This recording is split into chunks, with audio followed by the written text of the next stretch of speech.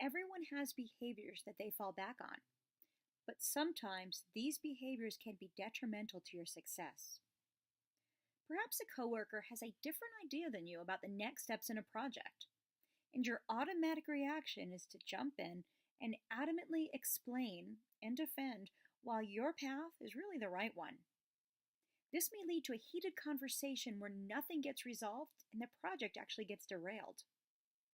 Or perhaps you disagree with your manager's feedback about your performance and you shut down.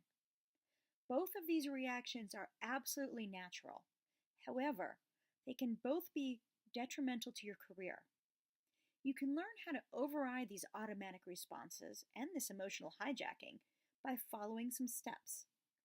First, know what your triggers are. We often use David Rock's SCARF model to help our clients identify their triggers. This model will provide you with a wonderful way to safely and hopefully non-judgmentally figure out where your emotional hot buttons are. Second, identify your responses to the triggers.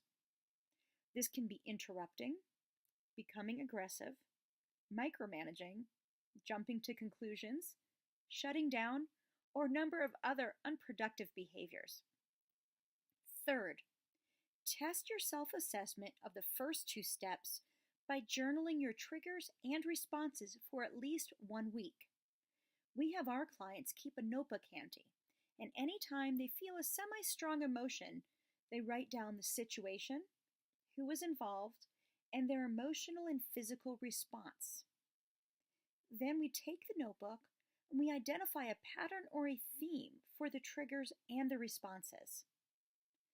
And then with this fourth step, everything you've done thus far comes, we analyze it, and then you can anticipate the situation and prepare yourself to deal constructively with your reactions and avoid emotional hijacking in the future.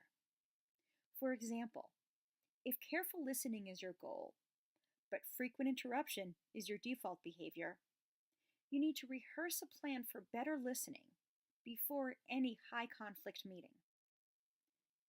Now, the steps we've given you, they're not easy, and I'll warn you of that, but I promise, if they're followed, they are worth the effort.